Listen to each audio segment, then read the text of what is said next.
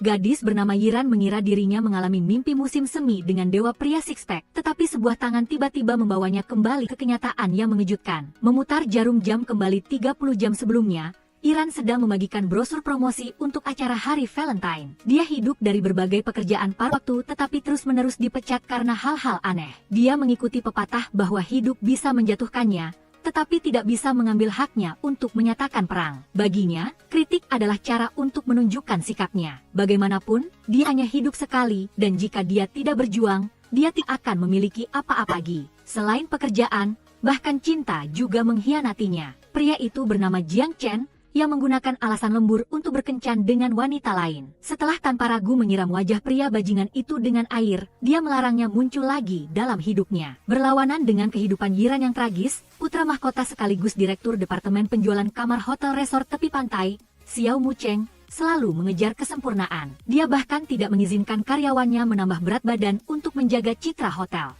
Mendengar seorang pelanggan mengeluh bahwa showernya kotor, Mucheng segera datang untuk menjelaskan bahwa sistem penyaringan air diimpor dari Jerman dan memenuhi standar kualitas tinggi. Untuk membuktikan dia bersedia meminum seluruh gelas air di depan pelanggan. Dia menegaskan bahwa shower itu tidak kotor, tetapi memiliki noda logam pudar karena hotel di tepi laut itu telah ada selama lebih dari 20 tahun. Baginya, itu seperti seorang wanita bangsawan, semakin banyak pengalaman hidupnya, semakin menawan. Namun, dia tetap meminta maaf karena telah membuat pelanggan khawatir. Dia memberikan peningkatan kamar dengan pemandangan laut secara gratis, dan juga mengundang wanita bangsawan itu untuk berpartisipasi dalam evaluasi hidangan baru. Dia tahu Nyonya Liu adalah istri ketua asosiasi kur. Karena minum air mandi, Mucheng merasa sakit perut.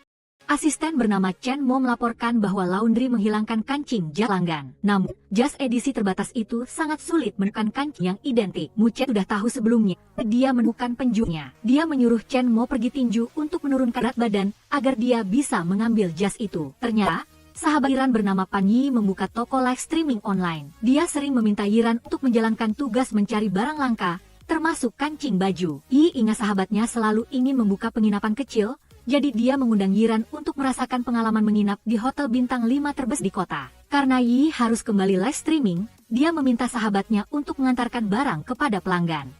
Yiran menghabiskan beberapa botol anggur dan barulah Mucheng tiba. Dia memberikan kancing baju lalu berencana kembali minum anggur murah. Mucheng memanggilnya kembali dan meminta dia mengantarkannya ke toilet terdekat. Sakit perutnya tidak memungkinkan dia melangkah lebih jauh. Dia berpesan agar Yiran menunggunya, tidak boleh pergi kemanapun. Yiran tiba-tiba merasa mual, jadi dia buru-buru lari mencari pohon. Di dalam, Mucheng tidak bisa menghubungi Yiran. Dia dengan ceroboh menjatuhkan kotak kancing baju ke dalam lubang. Dia terpaksa menggunakan tongkat untuk mengambilnya karena membeli yang baru akan memakan waktu lama. Kembali ke hotel, dia menyerahkan semua tugas penting kepada stafnya. Dia kembali ke kamar mandi dan terus memarahi Yiran sebagai wanita yang tidak menepati janji. Tanpa sadar wanita itu ada di dekatnya, sedang menikmati hotel bintang 5 dengan penuh semangat. Resepsionis melaporkan kepada Mucheng bahwa pelanggan mengeluh kamar terlalu berisik, bernyanyi seperti hantu menaks, dan serigala melolong. Manajer jaringan sedang memperbaiki kancing baju, jadi dia meminta direktur untuk datang menyelesaikan masalah. Mucheng datang dan mengetuk pintu, tanpa diduga bertemu lagi dengan wanita yang tidak menepati janji. Dia menahan amarahnya,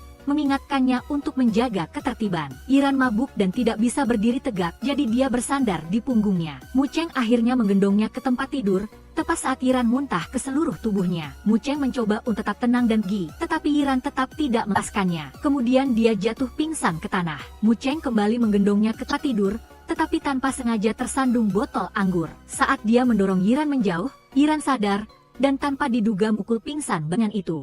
Mereka tidur bersama seperti itu sampai pagi. Melihat Yiran sedang merapikan dirinya, Mucheng segera menghentikannya. Dia menendang Mucheng dari tempat tidur, lalu terkejut seolah dia amnesia. Mucheng menghormati pelanggan, jadi dia dengan tenang ceritakan semuanya. Kamera keamanan di depan kamar dan luka di kepalanya bisa menjadi saksi semuanya. Yiran dengan sombong mengusir Mucheng dari kamar. Saat check out, Yiran mendengar resepsionis mengatakan, kamarnya dikenakan biaya anggur seharga 600 yuan. Hotel memang takkan daftar harga, tetapi jaket Yiran telah menutupinya. Di sisi lain, Mucheng sedang rapat online dengan sekretaris presiden. Dia menyatakan, hotel tepi laut telah mempertahankan rekor 1 tahun tanpa ulasan negatif.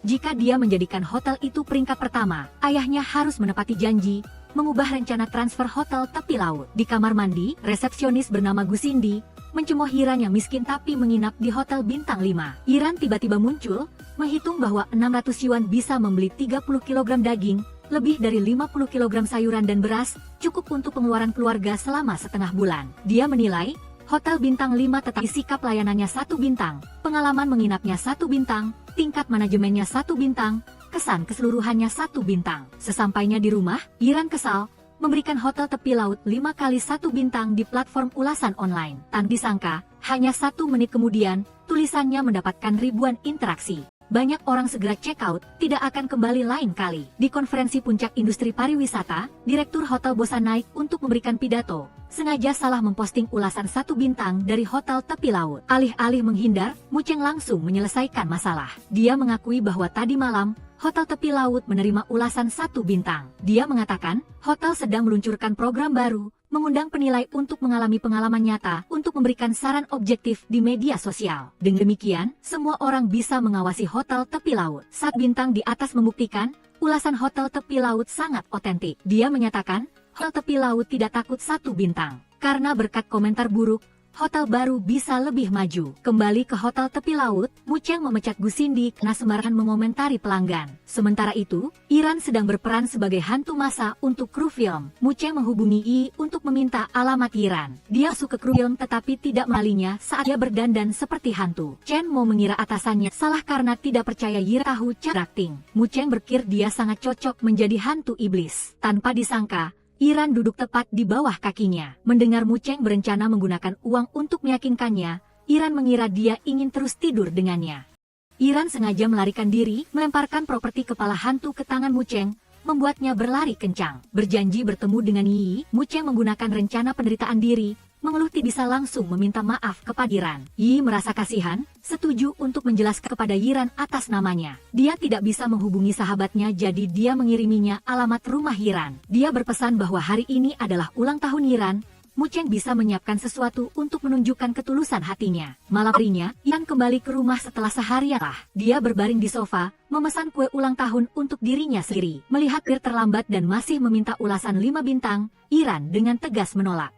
Namun, ketika mengetahui wanita itu membawa anak kecil, Yiran luluh, memberikan sepotong kue ulang tahun kepada gadis kecil itu. Yiran belum sempat menutup pintu, Mu Cheng sudah menerobos masuk. Dia dengan cepat melepas sepatu, langsung masuk ke rumahnya. Dia bertanya-tanya, apakah dia tinggal di tempat sampah ini setiap hari. Dia memperkenalkan dirinya lagi, bahwa dia adalah direktur penjagaan kamar hotel tepi laut. Dia mewakili staf, menundukkan kepala meminta maaf kepada pelanggan. Tetapi mengingat dia telah melukainya, semuanya dianggap impas. Dia menawarkan kerjasama, menjadikan Yiran sebagai penilai hotel, untuk menikmati semua layanan kelas atas secara gratis. Selain itu, dia akan membayar $200 per hari.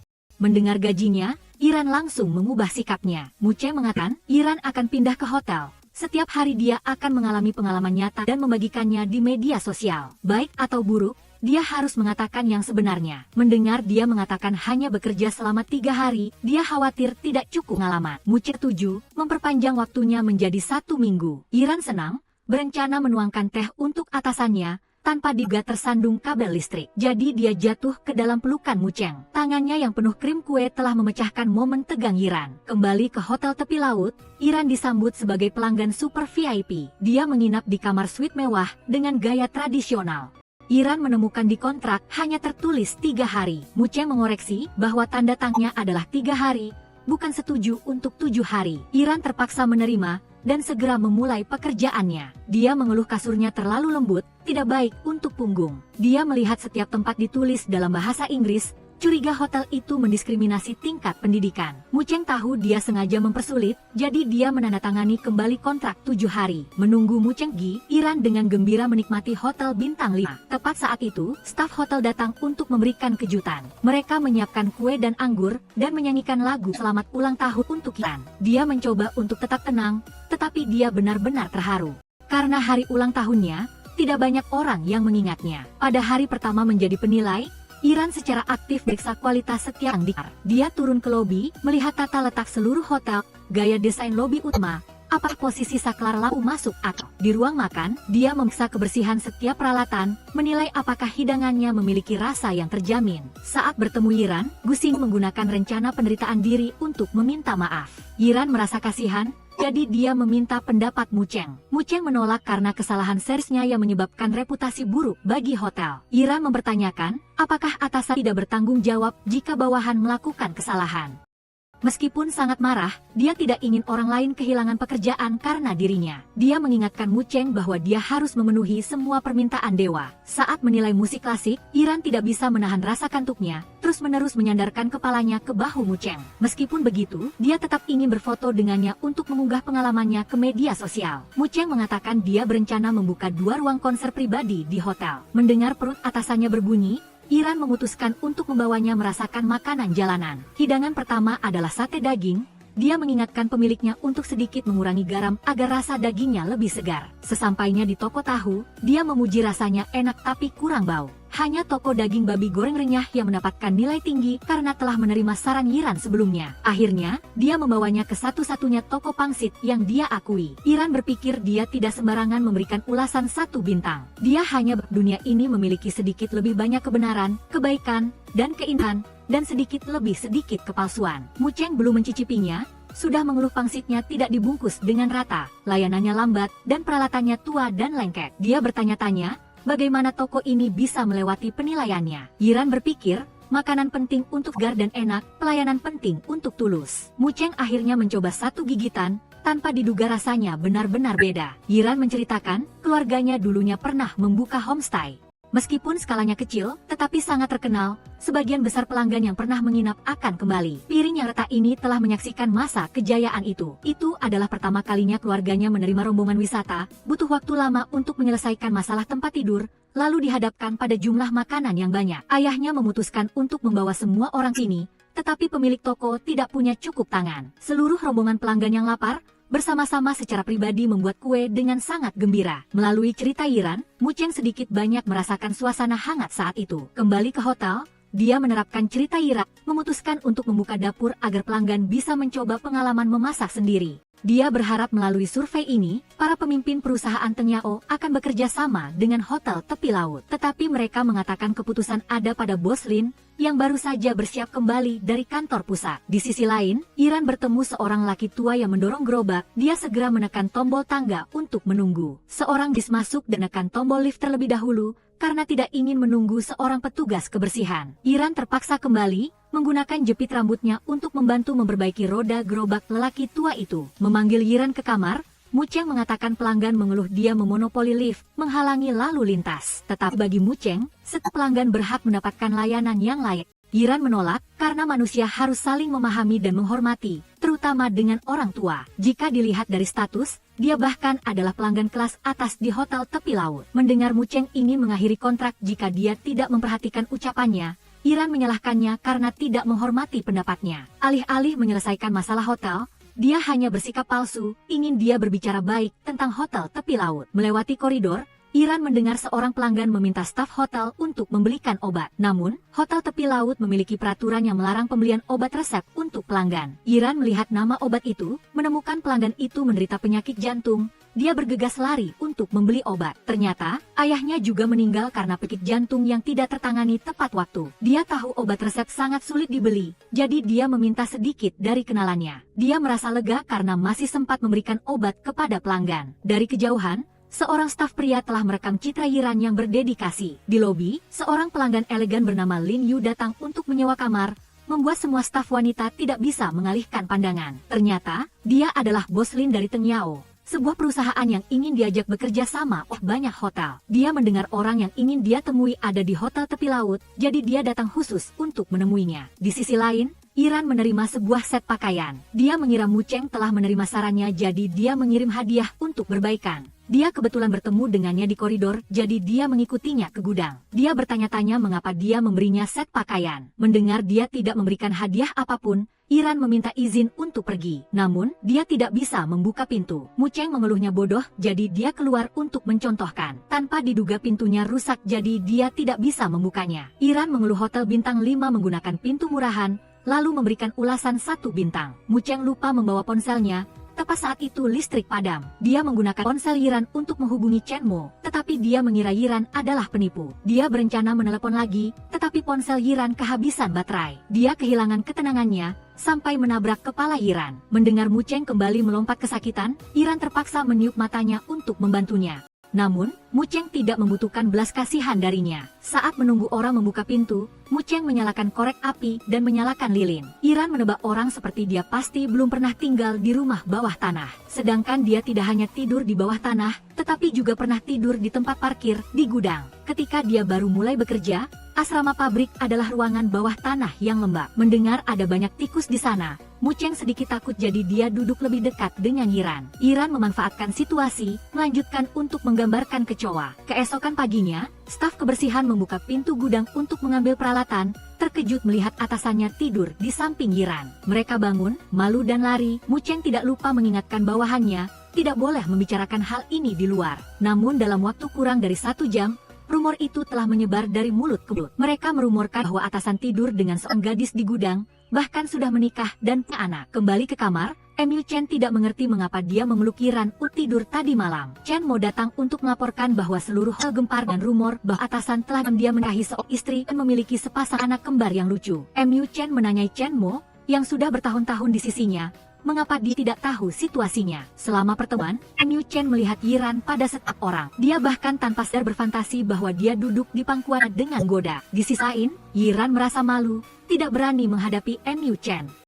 Dia tidak sengaja mendengar seorang karyawan bernama Xiao Lu mengatakan bahwa atasan tidak hanya menikah tetapi juga memiliki sepasang anak kembar. Tepat pada saat itu, Yiran menerima undangan wawancara kerja. Dia bertemu Emil Chen di koridor dan memarahinya sebagai ayah jahat. Mendengar itu, Emil Chen mengejarnya untuk menanyakan alasannya. Di lobi hotel, Xiao Lin menanyakan kepada resepsionis tentang seorang gadis bernama Yiran. Setelah Gu 11 mendengar bahwa orang itu tepat di belakang, dia segera mengejarnya. Mengejar Yiran dengan mobil, Emil Chen memaksanya masuk ke dalam mobil. Yiran akhirnya menganggapnya sebagai sopir, meminta untuk diantar ke gedung Huatian. Mendengar bahwa dia tidak tahu jalan, dia mengemudi sendiri. Emil Chen menanyai mengapa dia marah padanya. Yiran meremehkannya karena menjadi ayah dari anak kembar, tetapi pura-pura menjadi pria lajang yang tampan. Emil Chen menjelaskan bahwa istri dalam rumor itu adalah Yiran. Sesampainya di Huatian, Yiran tidak bisa membuka sabuk pengaman. Emil Chen membantunya, secara tidak sengaja mendekatkan wajahnya ke wajahnya. Yiran panik dan lari untuk wawancara. Di perusahaan perekrutan,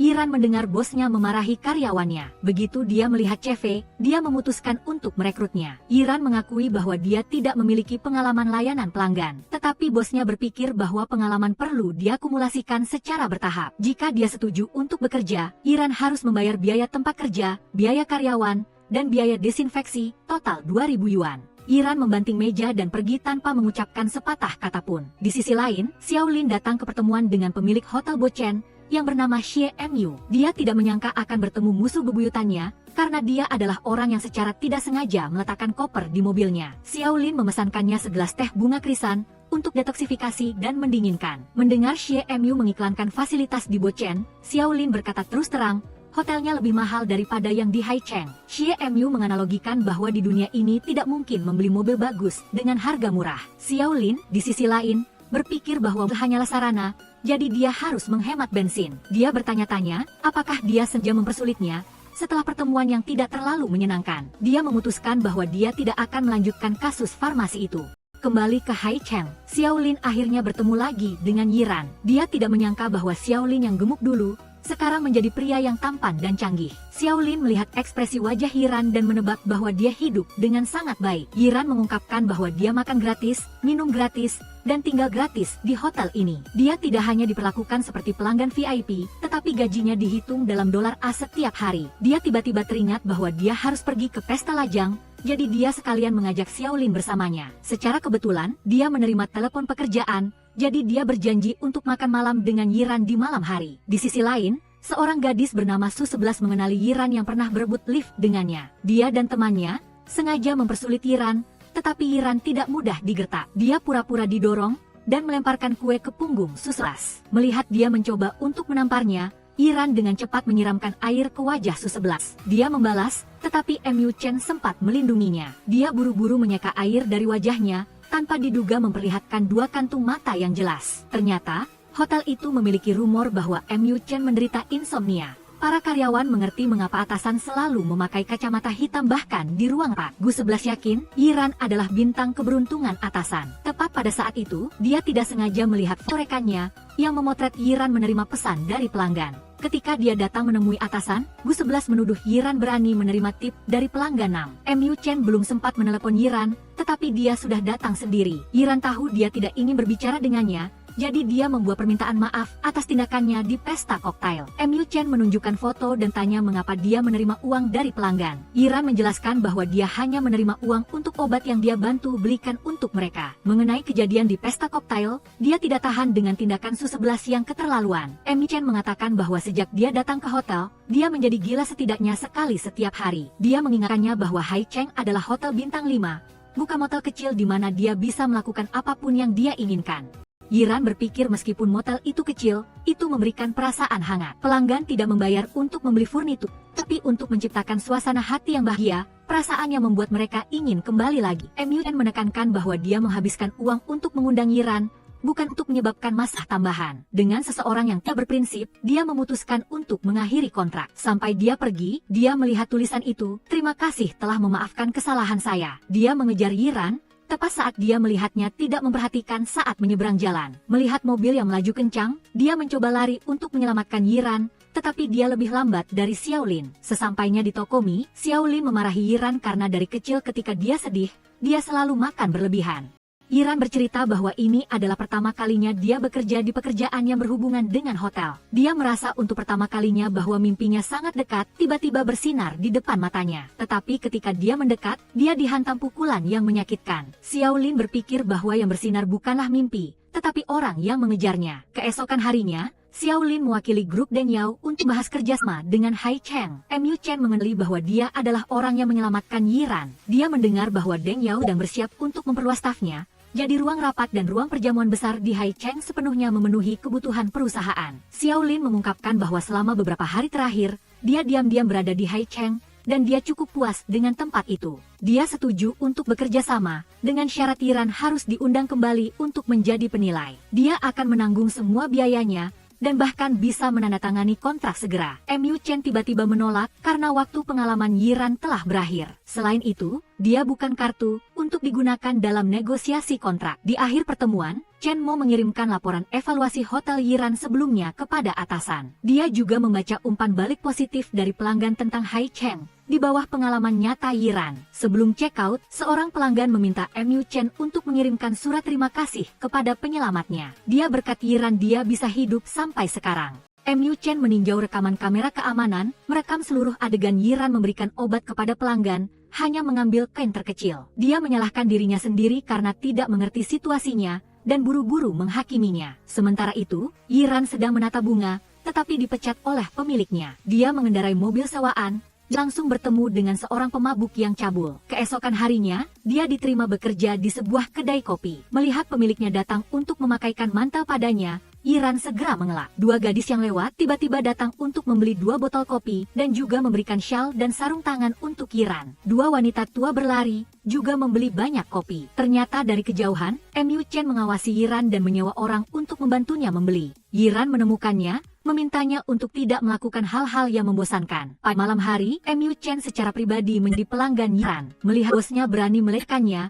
dia bergegas untuk memberinya pelajaran. Yiran menanyainya, apakah dia harus merugikannya kehilangan pekerjaan baru puas. Mu Chen segera membayar upah 1 bulan kepada bosnya, lalu membawa Yiran pergi. Dia mengakui bahwa pelanggan tidak membayar untuk kemewahan, tetapi untuk pengalaman umur hidup yang tak terlupakan. Yiran, saya secara resmi mengundang Anda kembali ke Hang. Namun, Yiran tidak membutuhkan belas kasih, juga tidak ingin menyusahkan Anda. Dia pikir Mu Chen akan mengejarnya, tetapi dia bahkan tidak repot-repot berbalik. Di dalam mobil dalam perjalanan pulang, Yiran tiba-tiba melihat Mu Chen mengejarnya, mengangkat papan permintaan maaf yang tulus. Dia berjanji akan serius mengkoreksi diri dan berusaha untuk berubah. Seluruh isi mobil mengagumi Yiran karena dikejar-kejar oleh pria tampan. Setelah Yiran turun dari mobil, dia mengangkat papan terakhir yang bertuliskan terima kasih telah memaafkan saya. Di sisi lain, Xiaolin setuju untuk bekerja sama dengan Bo Chen karena Xie Mu setuju untuk merekrut Yiran. Dia menelepon untuk memberitahunya kabar baik, tetapi ternyata dia sudah kembali ke Hai Cheng. Tepat saat dia bertemu dengan seseorang yang berpura-pura mabuk, berpura-pura menjadi pelanggan untuk membuat keributan, Yiran langsung melempar apel ke arahnya. Selanjutnya ada orang pelanggan yang ditipu secara emosional, sampai ingin melompat dari gedung. Yiran berlari untuk menghentikan, memintanya untuk melihatnya mati duluan. Dia dengan sedih menceritakan bahwa setelah menerima cincin pertunangan, dia baru tahu bahwa tunangannya sudah memiliki istri dan anak. Dia mengorbankan seluruh masa mudanya, sementara dia memiliki anak kembar dengan orang lain. Karena pelanggan buru-buru menasihati Yiran agar tidak mati karena pria yang tidak bertanggung jawab, dia berpikir dia lebih beruntung daripada dia. Karena perceraian, itu hanya seperti ulasan buruk di jalan memilih pasangan. Sang istri pernah gagal sekali, tetapi masih memilih untuk menikah lagi karena percaya padanya. Dia tidak ingin kehilangan dia, jadi dia menyembunyikan masa lalunya. Mu Chen berlari dengan panik, tetapi Yiran sudah menyelesaikannya. Melihat dia merangkul bahu pelanggan pria, dia dengan memarahinya karena minum saat bekerja. Yiran berpikir itu adalah cara untuk menyelesaikan masalah. Memanggil Yiran ke kantor, Mu Chen bertanya, apakah dia pernah akan menikahi seorang ayah jahat. Yiran terkekeh karena pria dengan sepasang anak kembar yang besar. Bukankah itu dia? Mu Chen menasihati, besok dia harus datang untuk berpartisipasi dalam pelatihan pengantar untuk memahami aturan hotel dan isi pekerjaan. Jika dia gagal dalam ujian, dia tidak akan dipekerjakan secara resmi. Dia membawanya ke asrama yang diperuntukkan bagi karyawan hotel. Kamarnya kecil, tetapi kamar tidurnya memiliki pemandangan yang indah. Yiran membuka jendela, dan sayangnya memotong tangannya. Mu Chen khawatir, buru-buru mensterilkan dan membalut lukanya. Tepat pada saat itu di luar sedang ada kembang api, memperindah malam yang sangat indah. Ketika dia datang untuk berpartisipasi dalam pelatihan, Yiran dikurangi nilainya oleh guru, karena dia hanya datang 2 menit lebih awal. Melihat Yiran dengan cermat memikirkan nama Inggris, Mu Chen mengatakan bahwa dia hanya akan membutuhkannya setelah dia diterima. Mendengar dia dengan percaya diri akan lulus ujian evaluasi, dia mengingatkan bahwa bahasa Inggris juga merupakan persyaratan, di samping keterampilan profesional dan pengetahuan tentang hotel. Dia meminta agar setiap malam, dia harus datang ke kamarnya untuk mengerjakan tes. Tiba di kamar atasan, Yiran dengan percaya diri menjawab pertanyaan tentang layanan hotel. Tetapi bagi seseorang yang menderita OCD, Mu Chen tidak mengizinkan cangkir kopi diletakkan miring, dan dia mengatur kembali buku-bukunya. Dia menyuruhnya belajar semalaman karena dia tahu semua teori tetapi salah dalam demonstrasi. Yiran mengungkapkan bahwa dia tidak sengaja melipat satu halaman di tumpukan bukunya. Mu Chen tidak tahan, jadi dia membalik setiap buku satu persatu. Keesokan harinya, Yiran belajar cara tersenyum, tetapi sangat canggung. Dia belajar cara melipat lutut, tetapi dia menghabiskan seluruh waktu makan siang. Kemudian giliran pelajaran bahasa Inggris, dia sudah berusaha tetapi tidak bisa mengucapkan sepatah kata pun. Gu 11 akhirnya mengajarinya beberapa kalimat bahasa Inggris yang paling umum, memastikan Yiran bisa berkeliling hotel. Ketika dia bertemu dengan pelanggan asing, Yiran segera meminta maaf, karena tingkat bahasa Inggrisnya tidak baik. Seperti yang diharapkan, pelanggan mendengarnya, lalu dengan senang hati meminta bantuan orang lain. Ketika orang asing lain ingin Yiran menjadi pacarnya, dia tidak mengerti bahasa itu, jadi dia hanya mengatakan oke. Untungnya, Mu Chen menyadari tepat pada waktunya, mengatakan bahwa Yiran sudah punya pacar. Dia menyeretnya kembali ke kamar, melanjutkan untuk membantunya belajar. Kemudian giliran Mu Chen untuk memberikan 1 bintang pada Yiran. Dia mengeluh bahwa peralatan belum diletakkan dengan rapi, wastafel masih ada genangan air, ada sidik jari di keran, dan rambut di lantai. Dia memutuskan untuk membiarkannya memulai dengan layanan pembersihan kamar malam. Dia membuat janji bahwa malam ini, dia akan datang untuk inspeksi. Yiran berpikir dia harus berpakaian seksi untuk menghangatkan ranjang atasan. Dia ingin secara pribadi masuk ke sarang harimau untuk mengungkap wajah ayah jahat Mu Chen. Dia sudah menyiapkan kamera dan berpose di tempat tidur. Mu Chen datang untuk inspeksi, menanyakan apa yang akan dia berikan. Yiran dengan tergesa-gesa membuka bajunya, lalu menariknya ke tempat tidur. Mereka berguling-guling beberapa kali, lalu jatuh ke tanah, membuat Mu Chen kesakitan. Mu Chen marah, memanggil Xiao Lu untuk menjelaskan layanan pembersihan kamar malam. Ternyata, itu adalah waktu dari senja, di mana staf akan mengatur kamar sesuai dengan keinginan pelanggan. Mu Chen meminta Xiao Lu untuk mengajari Yiran agar besok dia bisa datang untuk inspeksi. Dia juga menghukum Yiran, yang harus menghafal semua stasiun bus di dekat hotel. Dia berusaha keras untuk diri, tetapi tidak bisa berjalan dengan normal. Kembali ke kantor staf, Yiran menyalahkan Mu Chen karena arogan, bertingkah seperti pemilik hotel. Siapa sangka temannya mengungkapkan bahwa Hai Cheng dibuka oleh keluarganya. Memanggil Yiran ke kantor, Mu Chen menyuruhnya untuk diam-diam menghadiri acara apresiasi Hotel Bo Chen. Dia telah menyiapkan pakaian untuknya. Yiran tiba-tiba mendekat, membuat Mu Chen panik mengingat rasa sakit tadi malam. Ternyata, dia hanya bertanya tentang tunjangan lembur. Sesampainya di Bo Chen, Yiran membayangkan dirinya sebagai seorang putri yang memasuki pesta dansa. Namun kenyataannya kejam, dia baru berjalan beberapa langkah, sudah hampir jatuh terjerembab. Dia mulai bekerja, ambil gambar semua pemandangan, setiap peralatan, dan jenis anggur yang digunakan dalam pesta.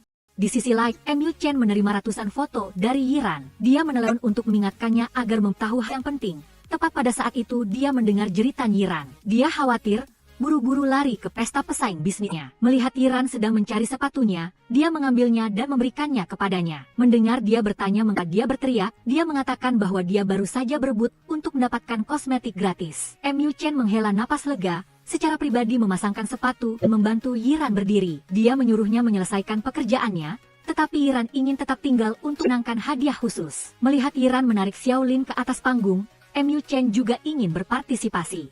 Melihat dua berebut seorang gadis, pemilik Bo Chen, yang menyukai Mu Chen, juga ikut bergabung. Mu Chen harus menaikkan gajinya untuk membujuk Yiran untuk bergabung dengannya. Permainan dimulai, kedua gadis akan memberikan petunjuk agar rekan satu tim mereka mengalahkan lawan. Mendengarkan suara Yiran, Mu Chen dengan cepat mengalahkan Xiaolin. Ketika giliran kedua gadis, Xie Mu baru berjalan beberapa langkah, sudah memukul kepala Yiran. Di babak kedua, Mu Chen bertekad untuk membalas dendam. Hasilnya, dia dan Xiaolin sama-sama tidak mau menyerah. Sesampainya di restoran, Xiaolin memesan daging panggang tidak etis untuk Mu Chen. Sebagai gantinya, Mu Chen memesankan lobster gagal untuknya. Yiran mengangkat gelas tetapi tidak bisa meredakan suasana tegang. Dia dengan marah memesan kepiting yang sangat tidak masuk akal. Selama makan, Xiaolin mengupas kepiting untuk Yiran. Mu tidak mau kalah, dengan cepat mengambil semua sisa makanan mangkuk Yiran. Xie Mu mengingatkan mereka untuk menghormati dirinya dan makanan. Mu makan begitu sampai berkeringat, menghapus lapisan concealer di matanya. Melihat Yiran dengan halus mengingatkannya, dia beralasan ada sedikit pekerjaan di hotel. Sebelum pergi, dia tidak lupa menarik Yiran menjauh dari saingannya. Di dalam mobil, Yiran merias ulang bedak untuk Mu Chen. Pada saat mata mereka bertemu, waktu seolah berhenti. Dia dengan malu menarik cermin, dan tanpa sengaja menyentuh pipinya. Mendengar dia ingin pulang sendiri, dia mengekorinya. Untuk pertama kalinya mencoba naik bus, Mu Chen tidak berani memegang pegangan tangan. Dia berpikir bahwa manusia perlu bekerja keras untuk menghasilkan uang, agar tidak perlu berdesak-desakan di tempat sempit ini. Yiran berpikir bahwa bus listrik tidak hanya ramah lingkungan, tetapi juga memiliki sopir pribadi. Dunia seperti apa ditentukan oleh sudut pandang setiap orang. Sopir tiba-tiba mengerem mendadak, membuat Mu Chen jatuh ke pelukan Yiran. Akhirnya, mereka bisa duduk. Dia memakai earphone, membantunya agar tidak bosan selama 10 pemberhentian lagi. Melihat Mu Chen tertidur, Yiran menggunakan tangannya sebagai bantal untuknya. Akibatnya, mereka berdua tertidur sampai pemberhentian terakhir. Dia menyalahkannya karena tidak naik mobilnya, membuat mereka berdua harus berjalan kaki kembali ke hotel. Yiran merosot ke bawah, kakinya sakit dan tidak bisa berjalan. Mu Chen harus menyewa sepeda roda 3 untuk membawanya, sementara dia berlari di belakangnya. Dia memuji wajahnya yang kotor yang terlihat lebih baik daripada penampilannya yang dingin setiap hari. Sementara itu di hotel, seorang tamu yang lelah membuka lift. Dia melihat seorang anak kecil dengan rambut acak-acakan, memintanya untuk menekan tombol lift karena dia tidak punya tangan. Dia ketakutan dan berteriak bahwa dia memiliki tangan. Kemudian, dia memeriksa kamera keamanan, dan memang ada seorang anak kecil berlari dengan gila di tangga. Cerita itu adalah rumor,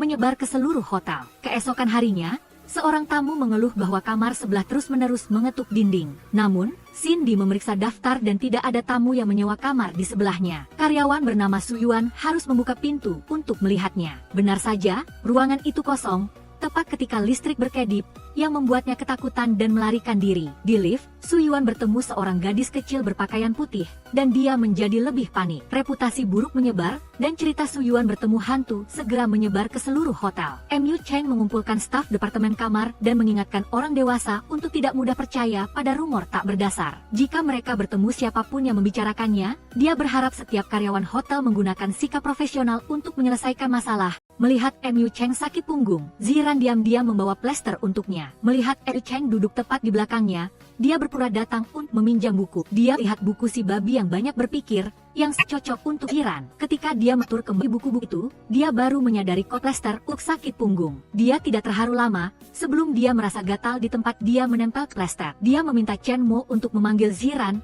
hanya untuk mengetahui bahwa dia sedang melayani di kamar Xiaolin. Di sisi lain, Xiaolin terus menyewa kamar di Shanghai, dan juga menyiapkan makan malam romantis untuk Yiran. Dia berpura-pura polos dan terus memotong steak berbentuk hati menjadi 2. Dia menggunakan penutup untuk segera matikan lilin aromatik. Ketika giliran kue, dia juga dengan cepat memotong bentuk hati menjadi 4.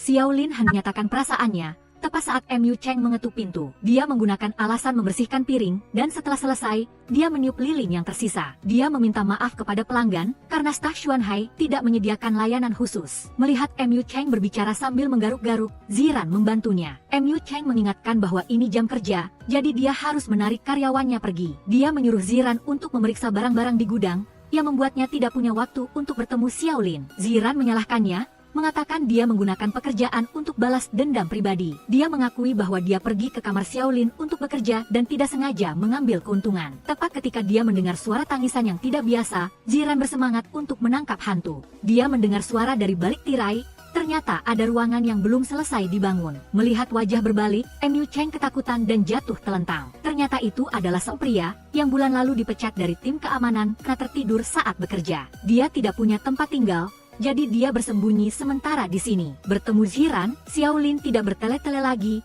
dan langsung mengatakan bahwa dia menyukainya. Ziran tahu bahwa sejak usia 6 tahun, Xiaolin sudah menyukainya. Dia hanya tidak menyangka, perasaan itu akan bertahan sampai sekarang. Namun, dia hanya menganggapnya sebagai adik laki-laki. Jika dia melangkah melewati batas, mereka akan segera berhenti bermain bersama. Xiaolin mengalihkan pembicaraan, mengatakan bahwa dia hanya berlatih sebelum menyatakan perasaannya kepada orang yang disayangnya. Ziran kehabisan kata-kata dengan adik laki-laki yang bodoh itu. Di sisi lain, Ye Qiu datang ke Xuanhai untuk berbicara dengan Mu Cheng. Dia kebetulan bertemu seorang gadis kecil di lift dan dia langsung teringat rumor tentang hantu di Xuanhai. Melihat Xiaolin menatap Ye Qiu yang berlari dengan putus asa, Ziran mengira dia adalah targetnya. Dia buru-buru menyuruh Xiaolin untuk segera mengejar Ye Qiu. Namun, dia tahu bahwa dia benar-benar gadis di hatinya. Ziran berjalan melewati pintu lift, tiba-tiba melihat seorang gadis kecil duduk sambil memeluk lututnya. Dia perlahan mendekat, menyisir rambutnya dan memperlihatkan wajah yang sangat imut. Gadis kecil itu berkata, dia sangat takut sendirian di kamar, jadi dia keluar untuk menunggu ibunya kembali. Ziran mengenakan jaket, mengepang rambut, lalu mengajak gadis kecil itu membeli kue.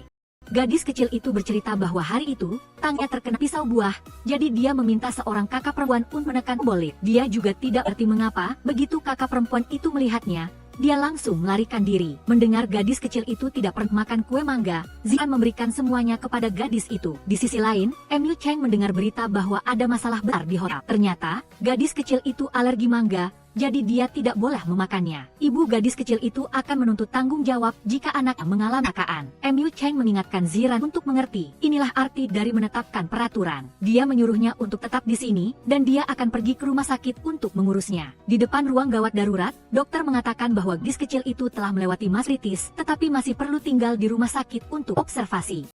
Kembali ke hotel, Mu Cheng meminta Chen Mo untuk segera mengendalikan opini publik, mencegah staf membicarakan kejadian tadi malam. Tepat saat dia mendengar kabar, rumor hantu hotel jadi trending. Departemen Hukum baru saja menerima gugatan dari Nona Yuan, ibu dari gadis kecil yang alergi. Dia menuntut hotel untuk membayar kompensasi dan meminta maaf secara publik, dan juga harus memecat Ziran. Bertemu Mu Cheng, Xiao Lu mewakili karyawan, mengajukan petisi untuk mempertahankan Ziran. Dia berpikir bahwa Ziran memiliki niat baik. Dia tidak tahu bahwa gadis kecil itu alergi mangga. Namun, Departemen Sumber Daya Manusia telah menangguhkan pekerjaan Ziran untuk sementara waktu. Tiba di rumah sakit, Mu Cheng menunjukkan kepada Nona Yuan adegan di mana Ziran memberi pertolongan pertama kepada gadis kecil itu. Nona Yuan mengembalikan hadiah itu, memintanya untuk menghubungi pengacaranya. Gadis kecil itu menjelaskan, Ziran merasa kasihan padanya, jadi dia hanya membeli kue. Dia ingin mencicipi rasa mangga, karena dia belum pernah memakannya. Nona Yuan buru-buru pergi untuk menyelesaikan masalah, meninggalkan putrinya sendirian di rayang rumah sakit. Tepat pada saat itu, Ziran datang mengunjungi gadis kecil malang itu. Dia sangat senang, karena gadis kecil itu baik-baik aja. Gadis kecil itu curhat bahwa setelah perceraian, ibunya sibuk bekerja sepanjang hari, selalu meninggalnya. Selama ini, Ziran adalah satu-satunya orang yang peduli padanya. Ziran menyuruh gadis kecil itu agar berhenti menangis, dan dia akan mendapatkan 2 kantong kelapa kering. Kembali ke hotel, Mu Cheng melaporkan bahwa Nona Yuan tidak menuntut tanggung jawab dan juga mengirimkan permintaan maaf kepada Ziran. Dia setuju untuk membiarkannya terus bekerja, tetapi dia masih harus dihukum. Pada pertemuan Departemen Kamar, Mu Cheng memutuskan untuk memotong bonus 1 bulan Ziran. Dia juga mengumumkan bahwa pendapatan hotel meningkat 17% dibandingkan periode yang sama tahun lalu. Itu adalah upaya dari semua departemen, jadi bonusnya berlipat ganda. Tepat pada saat itu, Ziran menerima telepon dari panti jompo, melaporkan bahwa bibinya dapat ditemukan. Mu Cheng dan Ziran pergi mencari bibinya di sekitar rumah lama. Akhirnya, Ziran menemukan bibinya, yang memanggilnya pulang untuk makan pangsit tahun baru. Bibi, ini Ran. Namun, bibinya menderita penyakit mematikan, tidak mengenali keponakannya. Ziran memohon pada bibinya untuk berbalik dan melihatnya, mengenali keponakannya sekali saja. Kembali ke peti jompo, Prat mengakui kesalahannya karena pergi mengambil makanan sehingga lalai dan kehilangan bibinya. Dia memberikan kot pangsit yang digenggam erat oleh bibinya kepada Ziran. Sambil makan pangsit sama Yu Cheng, Ziran ingat ketika ayahnya masih hidup, dia sering membuat pangsit sendiri setiap tahun baru. Setelah ayahnya meninggal, neneknya sakit parah, dia masih kecil sehingga belum bisa memasak sementara semua restoran tutup untuk tahun baru. Jadi, nenek dan cucu itu kelaparan, saling berpelukan dan menangis. Dia hanya berharap satu-satunya kerabatnya sehat kembali, tetapi bibinya selalu merasa bersalah, tidak bisa memberikan pangsit kepada keponakannya saat tahun baru. Dia jahat, bibinya pernah menjadi pelanggan tetap homestay. Ayahnya melihat bahwa bibinya tidak memiliki anak, jadi dia membiarkannya tinggal.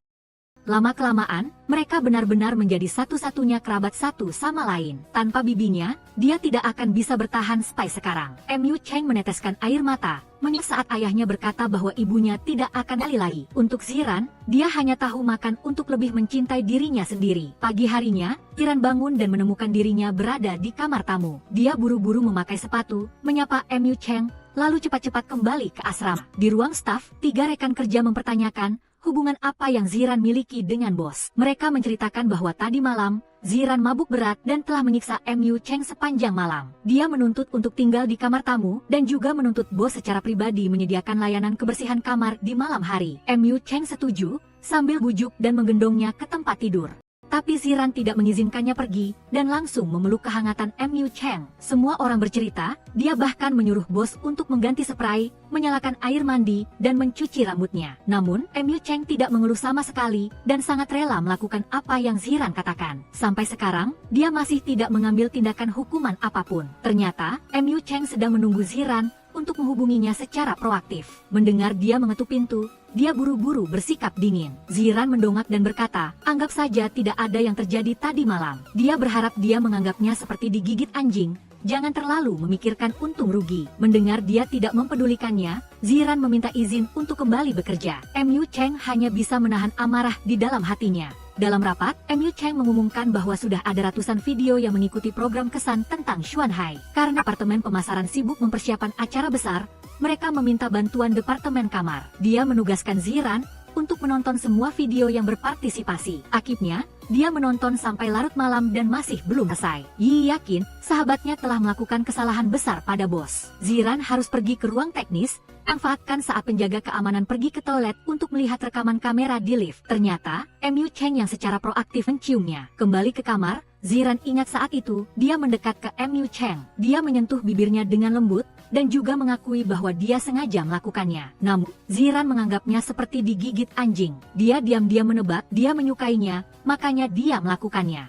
Dia belum sempat bersiap, tetapi tidak ingin kebahagiaan menunggu terlalu lama. Dia secara proaktif menelepon Yu Cheng, lalu buru-buru menutup telepon karena dia tidak tahu bagaimana memulainya. Melihat dia menelepon kembali, dia juga menutup telepon, membuat Yu Cheng hanya bisa melampiaskan amarahnya pada bersih. Keesokan harinya, Yu Cheng melihat Ziran secara proaktif datang mencarinya, dan dia berpura-pura dingin. Mendengar dia ragu-ragu, dia berkata bahwa dia sangat sibuk. Tetapi pada kenyataannya, dia sangat ingin dia mengatakan apa yang ada di hatinya. Namun, Ziran masih tidak tahu bagaimana memulainya. Di lobi, seorang seliti datang untuk menyewa kamar di Xuanhai. Cindy menyadari, dia bernama Belala, seorang ahli astrologi dengan lebih dari 10 juta penggemar di media sosial.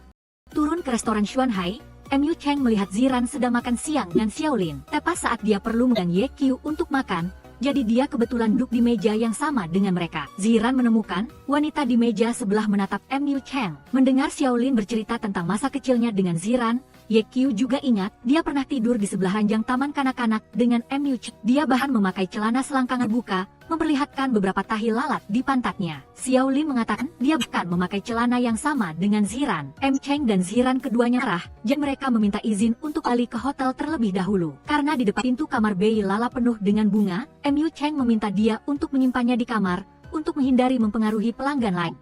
Lala meminta maaf karena dia alergi serbuk sari, tapi tidak ingin mengecewakan penggemarnya. Yu Cheng minta alat rumahnya untuk ngirimnya kembali untuk membantunya. Lala mengatakan anting-anting hilang, meminta Mu Cheng masuk untuk membantunya mencarinya. Dia memanfaatkan saat dia tidak memperhatikan, tiba-tiba memeluk Mu Cheng dengan erat. Di luar, Ziran lewat, melihat pelanggan berani melecehkan Mu Cheng. Dia segera berlari, menendang Bei Lala hingga jatuh ke tanah. Mendengar Mu Cheng meminta maaf atas nama Ziran, Lala tidak menyalahkannya karena dia yang menyinggungnya terlebih dahulu. Dia minta maaf karena Mu Cheng terlalu mirip dengan teman lamanya. Keluar, Ziran memarahi Mu Cheng karena terlalu murah hati, seperti AC sentral.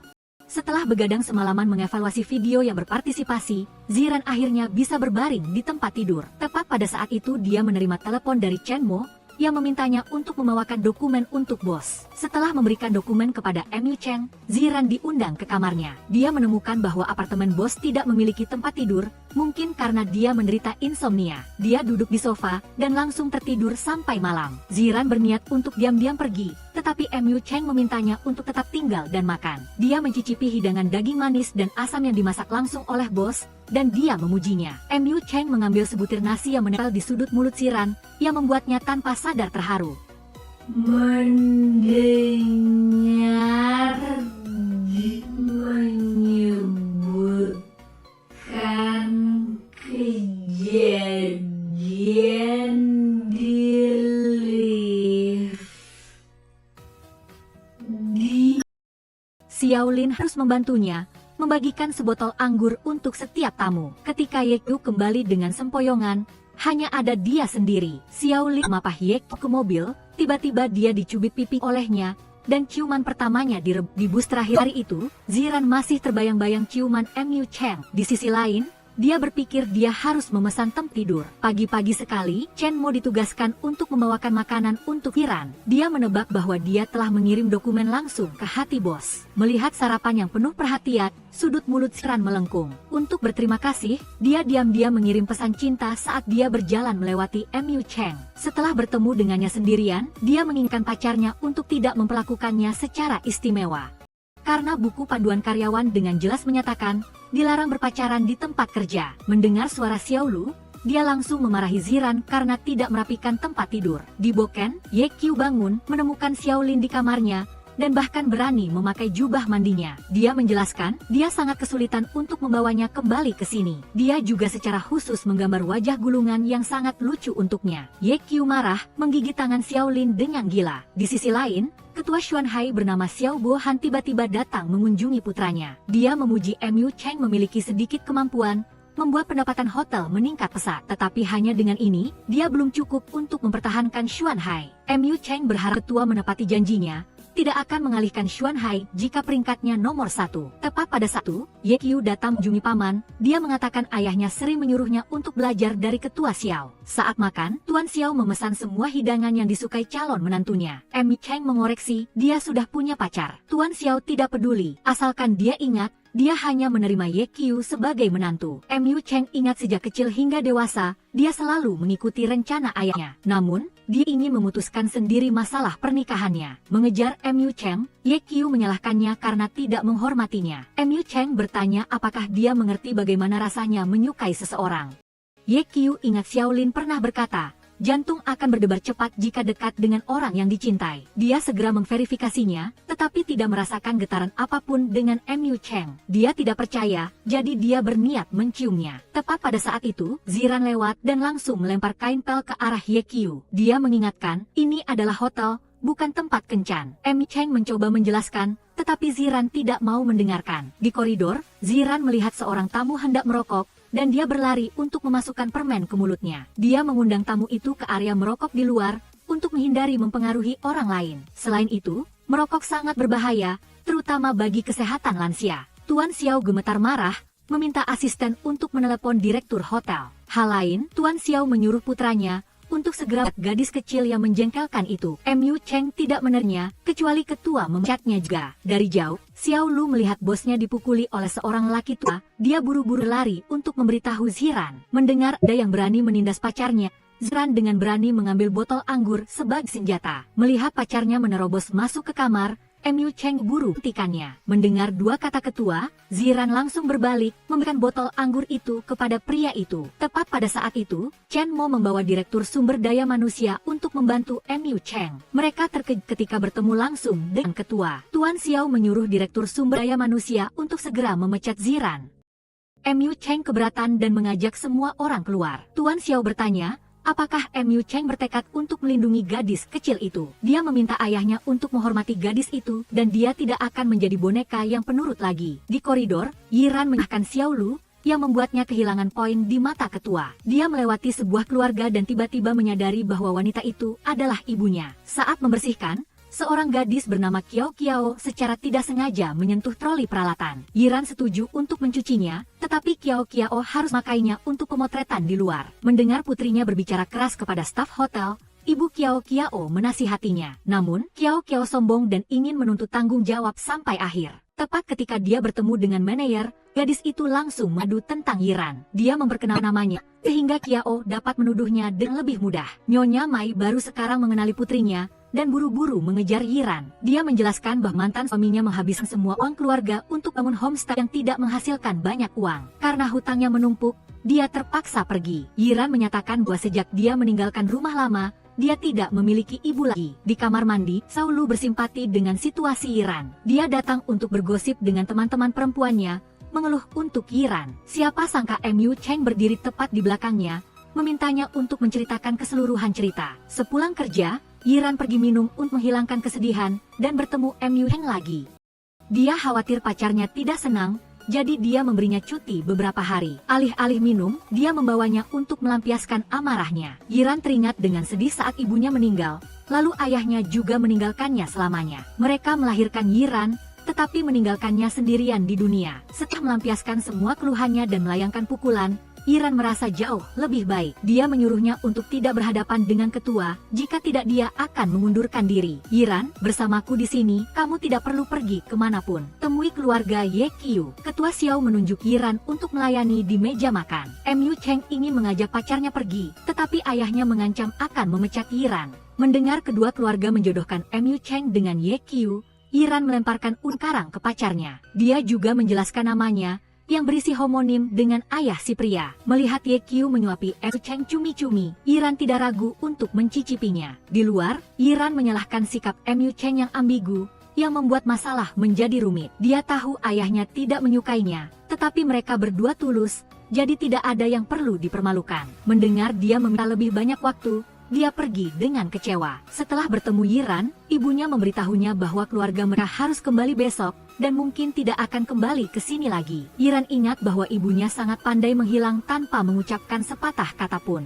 Jika 2 tahun yang lalu dia pergi diam-diam, maka sekarang juga tidak perlu memberitahu. Nyonya Mai ingin putrinya ikut, sehingga dia bisa menebus kesalahannya selama bertahun-tahun ini. Yiran meminta maaf, karena sudah terlambat. Dia mengembalikan permen lollipop kepada ibunya, persis seperti hadiah yang ditinggalkan ibunya. Itu juga sedikit rasa manis terakhir yang bisa dia berikan kepada ibunya. Sebelum pergi, Nyonya Mai masih menantikan putrinya. Tetapi Yiran hanya meminta Mu Cheng untuk memberikan sekotak kenang-kenangan kepada ibunya. Di hotel, Yiran datang untuk membersihkan kamar dan menemukan surat yang ditinggalkan ibunya. Ran, ibu minta maaf. Karena keegoisan diri ibu tidak bisa memberimu kehidupan yang lengkap. Ibu pernah mencoba, tetapi tidak ada yang berhasil dengan baik. Ibu menikah demi kebahagiaan, begitu juga dengan perceraian. Ibu dan ayahmu bertengkar banyak hal, jadi ibu tidak bisa terus hidup dalam pernikahan yang gagal, saling menghancurkan satu sama lain. Ketika ibu tidak lagi bisa melarikan diri, ibu tidak cukani untuk mengajakmu bersamamu. Ibu tidak membenarkan kelalaian ibu, juga tidak berharap kamu memaafkan. Tapi Ran, ibu hanya meminta kamu jangan meragukan cinta ibu untukmu. Secara kebetulan bertemu dengan Bei Lala yang membawa karangan bunga ke atap, Yiran bergegas mencegahnya, karena dia pikir gadis itu ingin bunuh diri. Lala menceritakan bahwa dia pernah bertemu cinta pertamanya di atap ini 3 tahun yang lalu. Mereka menjalani hari-hari yang singkat, tetapi paling bahagia. Tetapi setelah meninggalkan Tuan Hai, dia tiba-tiba menghilang. Dia telah mencarinya selama 3 tahun, tetapi tidak ada berita. Dia memutuskan untuk melepaskannya di tempat mereka pertama kali bertemu. Untuk membantu Lala, Yiran meminta bantuan Mu Cheng untuk mencarikan seorang perencana pernikahan bernama Jia Wei, yang menyewa kamar 3 tahun yang lalu. Mu Cheng berpikir itu melanggar aturan hotel. Selain itu, Yiran harus mempersiapkan diri dengan baik untuk ujian yang akan datang. Tetapi Yiran ingin membantu Lala menemukan jawaban, karena perasaan tidak seharusnya ambigu. Keesokan harinya, Mu Cheng berhasil menemukan Jia Wei sebelum Lala meninggalkan Tuan Hai. Ternyata dia tahu dia menderita penyakit atrofi otot, jadi dia diam-diam menghilang dari kehidupan Lala. Tapi dia tidak peduli dengan penyakitnya, selama dia ada di sisinya. Itulah keindahan cinta. Berjalan-jalan di pantai, Mu Cheng memberikan pacarnya kartu untuk mencoba proyek resor yang baru dibuka. Dia berharap gadis itu beristirahat dengan baik dan menyerahkan semuanya padanya untuk diselesaikan. Keesokan harinya, Mu Cheng mendengar berita bahwa Xiaolin mengikuti Yiran ke resor. Dia gelisah dan memutuskan untuk pergi ke sana. Tepat pada saat itu, Ketua Xiao datang menemui putranya. Melihat Mu Cheng harus pergi mensurvei resor, dia meminta Ye Qiu untuk ikut. Setibanya di resor, Yiran terkejut bertemu Mu Cheng dan ada juga kemunculan Ye Qiu. Dia mempertanyakan cara dia menyelesaikan masalah, apakah itu ambigu dengan gadis lain. Mu Cheng malah menyalahkan pacarnya karena tidak menghormatinya, baru berani mengajak Xiaolin. Di sisi lain, Ye Qiu bekerja sama dengan Xiaolin, sengaja memisahkan Yiran dan Mu Cheng. Menunggu pacarnya selesai mandi, Mu Cheng gunakan alasan meminjam handuk untuk datang dan mengobrol dengannya. Yiran mengingatkan bahwa ini bukan Tuan Hai, jadi jika butuh sesuatu, cari saja staf resor. Meskipun dia dingin, dia tetap meminjamkan handuk di kepalanya. Keesokan harinya, saat berjalan-jalan di kota, Mu Cheng berjalan bersama Ye Qiu, tetapi hanya fokus melihat Yiran. Dia terus-menerus mencari alasan untuk mendekatinya, tetapi selalu digagalkan oleh Xiaolin dan Ye Qiu. Melihat Xiaolin mengajak Yiran menari, Mu Cheng juga mengejarnya. Tepat ketika mereka mulai menari, tiba-tiba hujan turun.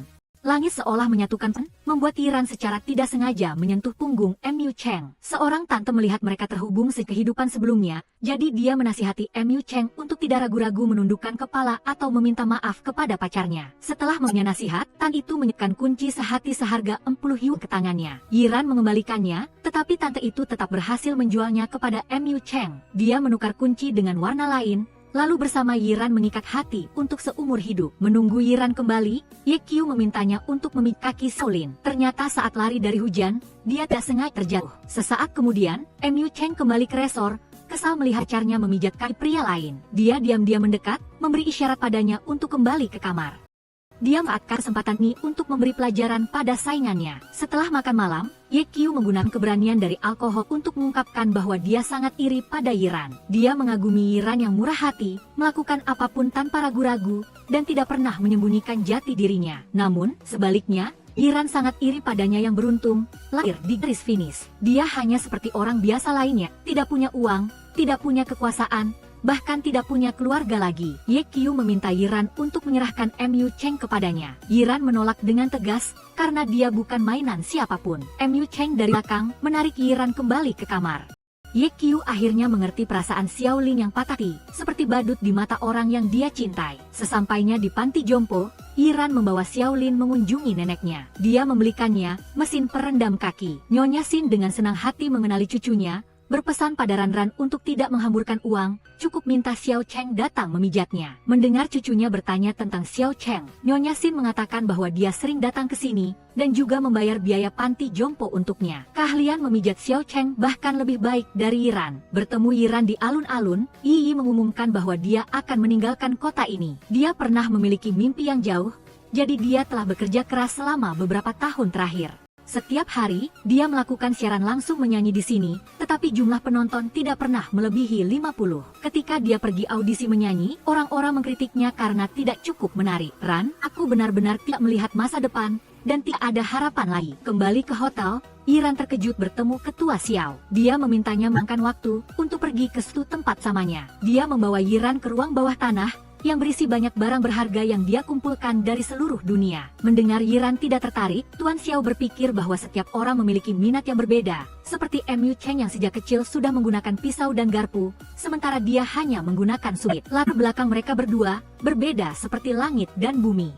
Mu Cheng belum pernah bertemu gadis sederhana, jadi tidak heran dia merasa segar di depan Yiran. Di sisi lain, Xiaolin pergi bersama calon investor Tuan Hai. Mu Cheng menebak Xiaolin menggunakan nama perusahaan investasi lain untuk membantu Teng Ruo ikut campur di Tuan Hai. Dia bertanya-tanya, Tuan Hai hanya hotel tua, mengapa Teng Ruo begitu tertarik. Xiaolin berpikir dia baru memasuki industri perhotelan, jadi dia perlu mengandalkan merek terkemuka. Selain itu, Tuan Hai membutuhkan modal investasi, jadi itu saling membantu. Xiaolin hanya membutuhkan Tuan Hai untuk melakukan penawaran umum perdana dalam 3 tahun, maka Teng Ruo akan dukungnya dalam segala hal. Meskipun Xiaolin seperti memberikan uang, Mu Cheng juga menolak. Chen Mo bertanya kepada bos mengapa dia tidak menerima investasi ini. Mu Cheng khawatir Teng Ruo ingin menelan Tuan Hai. Chen Mo menekankan jika bos tidak memenuhi permintaan para megang saham tepat waktu, dia juga harus mentransfer hotel. Melihat seorang selebriti lewat, Xiao Lu buru-buru memanggil Yiran untuk melihat. Wanita itu bernama Gao Su, seorang bintang yang sudah tidak populer lagi. Dia diundang menjadi duta merek produk kosmetik. Selama peluncuran,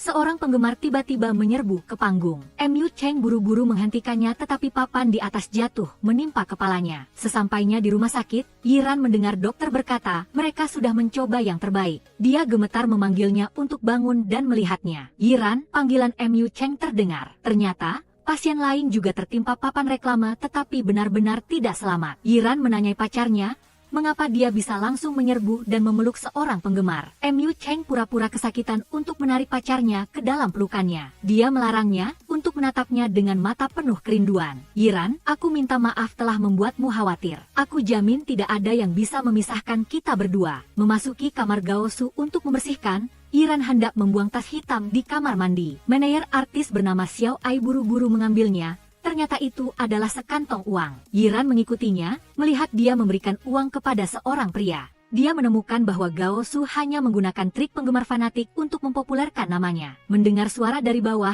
mereka juga mengejar Yiran. Dia terpaksa lari langsung menemui Gao Su. Wanita itu mengira Yiran memeras uang, jadi dia menawar harga tinggi untuk membeli kembali video itu. Namun, Yiran hanya meminta Gao Su untuk mengungkapkan kebenaran, dan pada saat yang sama meminta maaf kepada manajer dan hotel Tuan Hai. Wanita itu mengatakan bahwa orang-orang yang hidup di dunia hiburan setiap hari memikirkan trik untuk membeli penggemar dan berita panas. Yiran tidak peduli dengan dunia hiburan, tetapi dia tidak punya hak untuk mengorbankan orang lain demi dirinya sendiri. Manajer hotel masih di rumah sakit karena melindungi pelanggan.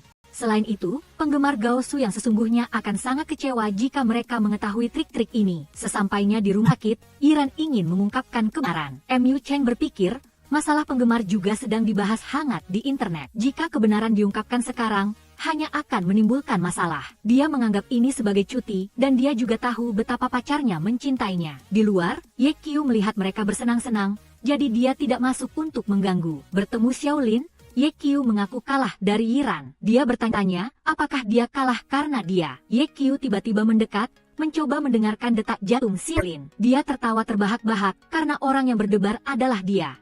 Kembali ke hotel, Yiran mendengar berita bahwa Gao Su memutuskan untuk mundur dari dunia hiburan. Dia mengajak Yiran bertemu di pantai. Gao Su teringat saat dia masih muda. Semua orang memuja kecantikan dan suaranya. Mereka berteriak bahwa mereka akan selalu mencintai Gao Su, jadi dia mengorbankan cinta dan sahabatan. Tetapi di usia ini, tidak ada lagi yang mengingat Gao Su. Dia tahu, dia tidak bisa mempertahankan masa mudanya, jadi dia ingin melepaskan masa lalu untuk meringankan hatinya. Langsung kamar ketua, Yiran mengatakan bahwa dia tidak akan menyerah pada Mu Cheng. Dia mengakui, dia dan dia memiliki perbedaan yang sangat besar. Tetapi 3 generasi lalu, keluarga mana yang tidak miskin? Selain itu, dia pikir ketua harus meluangkan lebih banyak waktu untuk mengenal putranya. Di alun-alun, Yi lakukan siaran langsung terakhir, menyanyikan lagu perpisahan untuk sedikit penggemarnya. Di bawah hujan deras, dia menangis sambil bernyanyi karena besok dia harus melepaskan mimpi sia-sia yang dia kejar selama bertahun-tahun. Tak disangka, lagu menyentuh dari gadis kecil itu menyebar ke seluruh media sosial. Di Tuan Hai, seorang pelanggan sedang memegang kerah Lao Cui. Dia mengatakan, dia menaruh sebotol anggur yang baru diminum 1 teguk di atas meja dan orang tua itu berani meminumnya sampai habis. Lao Cui menjelaskan, dia membersihkan kamar dan melihat masih ada sedikit, jadi dia pikir pelanggan meninggalkannya. Melihat pelanggan yang bersemangat, Mu Cheng buru-buru berdiri di depan Lao Cui. Dia menundukkan kepalanya dan meminta maaf, berjanji akan mengganti sebotol anggur yang baru. Mendengar Lao Cui dipecat, Yiran menanyai mengapa Mu Cheng melakukan itu. Dia berpikir bahwa Lao Cui minum alkohol saat bekerja, dan dengan seenaknya menangani barang-barang pelanggan, yang semuanya melanggar aturan berat hotel. Kembali ke asrama, Lao Cui menjelaskan bahwa dia sendiri yang berinisiatif untuk mengundurkan diri. Dia sudah berusia 72 tahun, dan secara teori sudah lama harus pensiun. Manajer merasa kasihan, baru dia tetap dipertahankan. Tetapi memanfaatkan kesempatan ini, dia ingin beristirahat di sisa hidupnya. Menyadari bahwa dia salah menyalahkan pacarnya, Iran membuat teh bunga pisan untuk mengobrol dengannya. Dia menawarkan hal-hal seperti, maaf, tolong tersenyum, voucher serbaguna. Mu Cheng memanfaatkan ini, meminta pacarnya memijat punggungnya. Mendengar dia semakin menjadi-jadi, dia memutuskan untuk memberi pelajaran pada pacarnya. Sementara itu, di halaman hotel, komentar negatif meledak. Ternyata, serangkaian pelanggan menggunakan berbagai alasan seperti masih ada rambut di kamar mandi, ketel berbau, untuk meminta pembalian kamar. Di lobby, sepasang suami istri juga menuduh Tuan Hai memfitnah pelanggan. Yiran sengaja menabraknya, membuat peralatan pisau dan garpu jatuh dari tubuh wanita itu. Dalam pertemuan, Chen Mo mengatakan, selain masalah kebersihan, ada juga banyak komentar negatif tentang keamanan Tuan Hai. Meskipun Departemen Hubungan Masyarakat telah menelan berita, masih ada orang yang mengungkit masalah penggemar fanatik yang lalu. Mu Cheng berpikir, sekarang apapun yang kita lakukan akan membuat jengkel netizen. Oleh karena itu, dia mengusulkan untuk menangani pesanan, menegosiasikan kompensasi untuk pelanggan, dan pada saat yang sama mengumpulkan bukti untuk menutup pencemaran nama baik. Pergi ke ruang kamera, M. Cheng menemukan seorang pria berhubungan dengan pelanggan yang menuduh Tuan Hai. Chen Mo telah melacak, Tuan Wang adalah orang dari perusahaan media Demang. Secara kebetulan, perusahaan di belakang Demang adalah Teng Yao. Mu Cheng marah dan pergi menanyai Xiao Lin. Dia bertanya, mengapa harus berbuat curang pada Tuan Hai? Xiao Lin menegaskan, meskipun dia membenci Mu Cheng, dia tidak akan melakukan hal tercela. Dia menelepon asistennya, baru tahu itu adalah ide Ketua Lin. Di sisi lain, Tuan Lin membuat janji untuk bertemu Ketua Xiao. Ternyata mereka pernah bekerja sama membunuh Tuan Hai. Tetapi karena beberapa masalah, Tuan Lin harus berat ke real estate. Tuan Lin berterima kasih kepada teman lamanya yang dulu mengusirnya, baru dia bisa membangun grup Teng Yao yang kuat. Dia tahu Tuan Hai sedang mengalami kesulitan, jadi dia memutuskan untuk membelinya. Menunggu ayahnya di luar hotel, Xiao Lin menanyai ayahnya, mengapa dia ikut campur di Tuan Hai. Tuan Lin memarahi putranya karena tidak melakukan apa-apa, hanya meningkatkan pendapatan Tuan Hai. Mengetahui pacarnya bekerja keras menangani krisis, Yiran secara khusus membuatkan air kurma merah untuknya. Mu Cheng baru minum satu teguk, sudah penuh dengan energi. Mendengar omset bulan ini turun, Decehan muncul ide bisnis. Dia berpikir untuk bekerja sama dengan petani apel setempat untuk menyelenggarakan beberapa acara. Berkat itu, Tuin He akan menarik wisatawan jangka pendek. Tiu Enchetha mengakui bahwa pacarnya memiliki pikiran bisnis yang cerdas. Decehan Hian menyalahkan dirinya sendiri karena jatuh cinta pada sang direktur, menyebabkan departemennya bermasalah. Dia akan rajin membaca buku untuk menjadi tangan kanan pacarnya. Saat Decehan Hian mengikuti ujian penilaian, Tiu Enchetha mendengar kabar bahwa ayahnya memutuskan untuk mengalihkan Tuin He ke GDC. Menemui ayahnya, Tiu Enchetha mempertanyakan, ayah tidak tahu betapa pentingnya Tuin He bagiku. Ini adalah hotel yang ayah dan ibu bangun dengan susah payah. Adalah tempat keluarga kita pernah bahagia. Aku ingat saat ibu masih hidup, ayah pernah berjanji akan melindungi Tuin He. Pak Tieu menamparnya agar sadar, jangan sembrono lagi karena perasaan. Meskipun Tuin He mengalami sedikit peningkatan, tetapi tidak bisa mengejar hotel-hotel modern yang baru bermunculan. Dia tidak bisa memutuskan sendiri karena harus menjelaskan kepada banyak pemegang saham. Tiu Enchetha ingat masa kontrak kerjanya belum habis,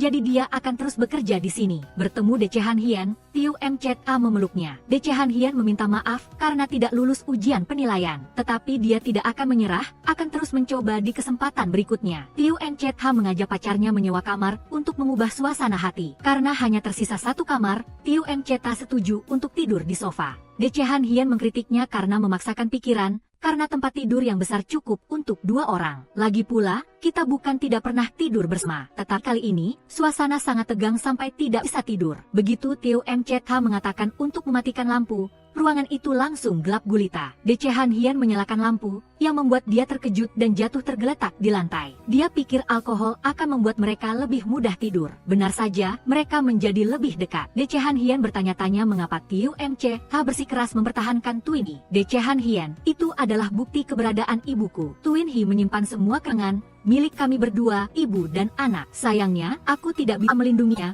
juga tidak bisa menahankan karyawan. Decehan Hian menyatakan bahwa di masa depan, tidak ada yang bisa merebut apapun yang ingin Tiu Enchetha lindungi. Tiu Enchetha terharu, menyentuh bibir pacarnya dengan lembut. Melihatnya bersedia, dia juga melakukannya, memeluknya sepanjang malam tidak beranjak. Saat bangun di pagi hari, Tiu Encetha terkejut melihat pacarnya menatapnya. Dia bercerita bahwa semalam, ada seekor tikus yang menggigit-gigit sehingga dia tidak bisa tidur. Dia tidak bisa tidur nyenyak di tempat yang asing. Mendengar pacarnya merencanakan hari yang baru, dia mengusulkan untuk tetap berada di kamar saja. Saat minum kopi, Tiu Encetha bertanya kepada De Han Hien tentang pengalaman semalam. Dia ragu-ragu berkomentar, tenaganya lumayan, tapi daya tahannya agak kurang. Dia balik bertanya padanya, orangnya bagaimana? Tiu Encetha berkata dia tidak merasa nyaman. De Han Hien marah dan juga memberi rating 1 bintang. Melihat Tiu Encetha berkomentar tentang kelembaban di kamar, dia baru mengerti bahwa dia sedang membicarakan pengalaman di hotel. Tepat pada saat itu, mereka mendengar seorang pelanggan lanjut usia mengeluh karena hotel tersebut tidak memiliki seorang resepsionis. Semuanya adalah robot pelayanan, bahkan untuk pergi ke toilet pun harus menekan banyak tombol kontrol. Di dalam mobil, De Han Hien berpendapat bahwa hotel modern tidak cocok untuk orang lanjut usia. Apalagi, menginap di Twin He lebih nyaman, bahkan ada pelanggan yang bertanya di mana bisa membelinya. Dia muncul ide, bisa menjual kasur dan bantal, membantu pelanggan menikmati perasaan seperti di Hotel Bintang 5. Setiap kamar hotel akan menjadi toko pengalaman nyata.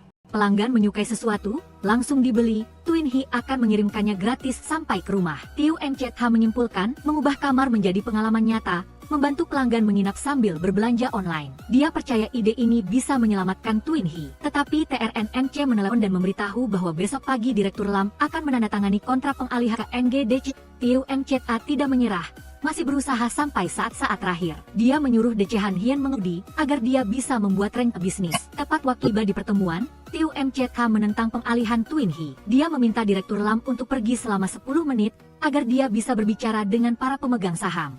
Tiu Encetha ingat dalam kontrak, NGDC mengharuskan Twin He go public dalam 3 tahun. Namun, selama periode itu ada banyak variabel. Jika Twin He merugi, NGDC akan menelan keuntungan itu. Selain itu, NGDC menerapkan hotel pintar, meskipun menghemat 90% staf tetapi tidak cocok untuk orang lanjut usia. Dia mengusulkan, menggabungkan penginapan dan e-commerce, mengubah Twin He menjadi model bisnis 2-in-1. Berdasarkan survei, pelanggan selalu menghargai pengalaman di Twin He, berkat barang-barang telah digunakan hotel selama 20 tahun terakhir. Dia yakin hanya dalam 3 bulan, Twin He bisa mendapatkan omset yang sama dengan 1 tahun sebelumnya. Direktur Tiu memutuskan untuk memberinya waktu 3 bulan, untuk membuktikan apa yang dia katakan. Untuk membalikkan keadaan, De Han Hien datangi banyak tim. Dia menolak, karena dia tidak bisa mengkhianati ayah kandungnya. Deep Tu berpikir, Direktur Lam yang bermain curang dengan Twin He, dan tidak percaya pada putranya. De Han Hien berpikir, Lam hanya mencegah ayahnya menelan Twin He. Gak tidak merugikan NGC,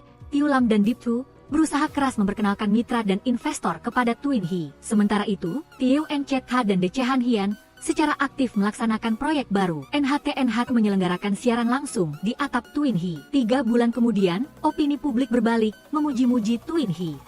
Namun, Tiu Encetha masih belum mencapai omset yang dijanjikan. De Han Hien berpikir, Tiu Encetha sudah sangat hebat karena bisa melakukan sejauh ini. Dia memberinya sebuah hati yang berisi semua harapan dan kekuatannya. Dia pernah menyalahkan dirinya sendiri karena tidak beruntung, tetapi sejak bertemu Tiu Encetha, dia memiliki pekerjaan yang stabil, memiliki rekan kerja yang baik. Dia membiamkan hatinya kepada pacarnya untuk tidak menyerah sampai saat-saat terakhir. De Han Hien, terima kasih atas segalanya. Di pertemuan pemegang saham, Tiu Encetha menyebutkan omset telah melampaui angka paruh pertama tahun lalu. Dia berharap pemegang saham memberi Twin He kesempatan, dan hanya karena keuntungan di depan mata lalu melupakan. Pak Lam mengingatkan Tiu Encetha untuk tidak menggunakan keuntungan orang lain untuk membayar perasaannya. Asisten direktur meminta untuk memulai pemungutan suara dengan mengangkat tangan. Jumlah tangan yang terangkat melebihi setengah, tetapi Direktur Tiu tiba-tiba bersuara menentang. Pak Lam terkekeh karena satu suara dari Direktur Tiu tidak akan berhasil. Pak Tiu ingat dalam anggaran dasar hotel tertulis dengan jelas bahwa pendiri memiliki hak veto atas kebijakan berkaitan dengan kepentingan perusahaan. Pak Lam melihat Direktur Liu berani mendukung putranya, lalu apakah para pemegang saham juga akan menginvestasikan seluruh modal mereka? Pak Tiu menunjukkan total omset yang baru saja dikirim oleh Departemen Luar Negeri kepada semua orang. Dengan demikian, total omset Twin Hee dalam 3 bulan terakhir telah melampaui 20 juta. Secara profesional, Teo Eng Chet Ha telah membuktikan kelayakan model bisnis 2 in 1. Secara pribadi, Direktur mendukung putranya yang berada di jalur yang benar. Pak Lam datang untuk menginterogasi asisten Direktur Teo, mengapa tidak memberitahu lebih awal tentang anggaran dasar pendiri. Ternyata, dia adalah mata-mata dari NGDC. Kembali ke kamar, Direktur Teo secara pribadi memasak mie untuk putranya. Teo Eng Chet Ha baru sekarang bisa makan lagi. Rasa mie-nya seperti masakan ibunya. Dia bertanya-tanya apa yang membuat ayahnya mengubah keputusan. Pak Teo membuka permen lollipop sambil mengingat percakapannya dengan DC Han Hien. Dia meminta direktur untuk tidak menyerah pada hotel karena bagi Teo Eng Chet Ha, Twin Hee adalah kenangan keluarga. Dia mempertanyakan, bukankah direktur juga bekerja keras seumur hidup demi keluarga? Jika menghasilkan banyak uang tetapi kehilangan orang terdekat yang penting, apakah itu sepadan? Jika menang dan kalah lebih penting daripada keluarga, maka Anda tidak pantas menjadi suami, juga tidak pantas menjadi ayah. Pak Teo melihat DC Han Hien sangat mirip dengan Bu Teo Eng Chet Ha di masa lalu, sangat tegas dan berani. Begitu selesai berbicara, dia jatuh tergeletak di tanah. Di sisi lain, Direktur Lam datang untuk memarahi putranya yang nakal, berani memperkenalkan mitra bisnis kepada Twin Hee. Teo Lam berpikir, ayahnya membeli Twin Hee hanya seperti mengumpulkan barang antik, tidak ada gunanya. Pak Lam sangat marah sampai jatuh tergeletak di tanah. Di rumah sakit, Pak Lam tidak sengaja mendengar suara yang familiar, ternyata takdir mempertemukan mereka. Kedua orang tua itu sama-sama menderita darah tinggi, tetapi terus saling memprovokasi. Pak Lam menyindir Twin Hee tidak akan bertahan lama. Sementara Pak Teo berterima kasih kepada Teo Lam yang telah membantu Twin Hee. Melihat temannya terkena serangan jantung, Pak Teo juga ikut memanggil dokter. Bertemu pacarnya, Teo Eng Chet Ha mengaku, dia sendiri yang meminta bagian personalia untuk menggagal DC Han Hien. Dia berpikir seharusnya tidak memutuskan sendiri, tetapi ingin dia memiliki ruang untuk berkembang lebih besar. DC Han Hien juga mengumumkan, dia akan pergi untuk sementara waktu. Ternyata syarat agar Direktur Teo mempertahankan Twin Hee adalah DC Han Hien harus pergi untuk melanjutkan pendidikan selama 2 tahun.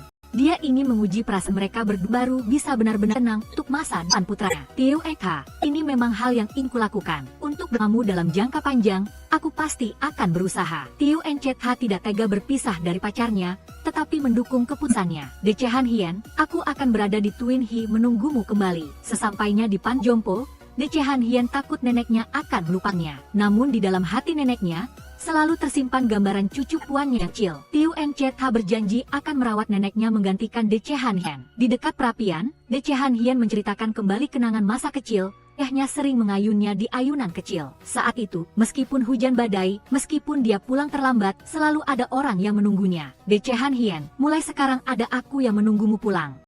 Di sisi lain, Deep Hu ingin pergi berlibur untuk sementara waktu, dan kebetulan bertemu Teo Lam di bandara. Dia juga belum memiliki tujuan, jadi dia mengusulkan untuk menjadi teman perjalanannya. Keesokan harinya, Teo Eng Chet Ha bersiap untuk mengantar pacarnya. Tepat pada saat itu, dia mendengar kabar bahwa Direktur Lu datang untuk menirat hotel. Dia pun meminta TRNMC untuk menyampaikan pesan, membantu mengantar DC Han Hien ke bandara. DC Han Hien berpura-pura baik-baik saja, tetapi di dalam mobil dia menangis dan menyalahkan pacarnya yang tidak peduli. Meskipun sibuk, seharusnya dia mengirim pesan. Dia takut sempat mencintai penuhnya.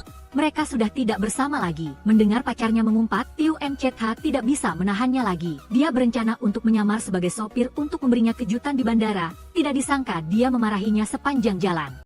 DC Han Hien, bagaimana aku tega berpisah darimu, tapi aku tidak bisa egois, menahanmu untuk mengembangkan karir. Saat di sana, kamu tidak boleh jatuh cinta pada orang lain. Siang dan malam, kamu hanya boleh memikirkanku. DC Han Hien menggunakan ciuman sebagai ganti janji. Selama masa pacaran, Teo Eng Chet Ha terus memimpin Twin Hee untuk mencetak rekor omset. Di waktu luang, dia sering datang ke panti jompo untuk merawat neneknya. Karena perbedaan zona waktu, dia sering tidak bisa menghubungi pacarnya. Setiap kali merindukan DC Han Hien, dia naik bus, membayangkan dia ada di sampingnya. Setahun kemudian, Ketua Asosiasi Hotel mengumumkan bahwa Twin Hee memenangkan tempat pertama dalam kompetisi paling bergengsi di industri ini. Dalam waktu setahun, Twin Hee telah mendefinisikan ulang industri pertelan melalui model bisnis 2 in 1 yang menggabungkan penginapan dan e-commerce. Teo Eng Chet Ha dengan gembira mengambil foto dengan piala emas untuk dikirimkan kepada DC Han Hien. Tetapi dia menunggu sepanjang hari, masih belum melihat dia membalas. Tepat pada saat itu, Tiu Lam dan Deep Tu datang memberikan undangan pernikahan. Tiu Encetha merasa kesal karena selama beberapa hari tidak bisa menghubungi Decehan Hien. Tiu Lam ingat dia sejak kecil tidak suka belajar dan sering melupakan laki-laki. Deep Tu berterima kasih kepada pacarnya yang tahan dengan hubungan jarak jauh sehingga memindahkan semua pekerjaannya kembali ke negara asalnya bersamanya. Melihat mereka berdua penuh kasih sayang, Tiu Encetha semakin kesal. Sesampainya di kantor, dia menyembunyikan kekurangannya seperti kebiasaan. Tetapi dia menyadari bahwa dia sudah sembuh dari insomnia, jadi lingkaran hit bawah matanya juga secara otomatis menghilang. Dia pun dengan senang hati mengucapkan selamat tinggal pada riasan yang dulunya sangat berguna. Akhirnya, Direktur Tiu juga membawa Decehan Hien kembali. Tiu Encetha terkejut, mengira dia duduk di kursi roda. Dia merasa lega ketika tahu dia salah orang. Dari belakang, Decehan Hien seperti terlahir kembali, berjalan dengan percaya diri di depan Tiu Encetha. Dia dengan dingin melewatinya dan masuk ke ruang rapat untuk mempresentasikan program baru Twin He. Dia secara resmi memperkenalkan dirinya sebagai direktur baru Departemen Pemasaran. Setelah pertemuan, Tiu Encetha mempertanyakan mengapa Decehan Hien kembali tanpa memberitahunya. Dia mengingatkannya untuk membahas masalah pribadi setelah jam kerja. Dia meminta direktur personal datang ke ruangannya untuk membahas perekrutan musim semi. Di malam hari, Tiu Encetha menemukan Decehan Hien mengenakan kostum sinterklas wanita. Dia memberinya kotak hadiah, di dalam ada kancing baju yang membuat mereka saling kenal. Foto pertama saat mereka pergi mendengarkan musik bersama. Kunci sehidup mati yang menjanjikan satu kehidupan, spons yang membantunya menyamarkan lingkaran hitam di bawah mata, dan papan pengakuan kesalahan. Tiu Encetha bertanya kepada sinterklas wanita, jika seorang tiba-tiba kehilangan kontak, mengapa dia tiba-tiba muncul di hadapannya? Decehan Hien berlari ke belakang pohon Natal, merapikan pakaiannya. Dia tiba-tiba keluar, berjing dengan ceria mengenakan gaun putih bersih. Tiu Encetha, menikahlah denganku, aku tidak akan memberimu kesempatan untuk menyesal. Direktur Tiu setuju, menyerahkan putra satu-satunya kepada Decehan Hien. Rekan-rekan kerja juga berdatangan, mengucapkan selamat kepada mereka berdua. Tiu Encetha, waktu itu benar-benar sangat sulit. Setiap hari, aku hanya tidur 3 jam, sisa waktunya aku habiskan untuk belajar. Aku telah menyelesaikan programnya, hanya dalam waktu 1 tahun. Semua usahaku, hanya untuk segera kembali bersamamu. Tiu Encetha, jika kamu memakai cincin ini, kamu akan menjadi milikku. Kamu tidak boleh bercerai, tidak boleh menyesal, tidak boleh sakit, tidak boleh melihat wanita lain. Jadi, apakah kamu menerimanya? Decehan Hien, aku mencintaimu. Mulai sekarang, aku tidak akan jauh darimu lagi. Meskipun musim semi, musim gugur, musim dingin, dimanapun kita berada, aku akan berada di sisimu, tanpa pertengkaran, hanya kebahagiaan. Decehan Hien, menikahlah denganku. Tiu Encetha, aku mencintaimu. Akhirnya, gadis Cinderella Decehan Hien telah kembali kepada pangerannya. Tetapi kisah cinta lucu mereka baru saja dimulai. Bulan depan, mereka akan benar-benar bahagia menjaga Hotel Twin He.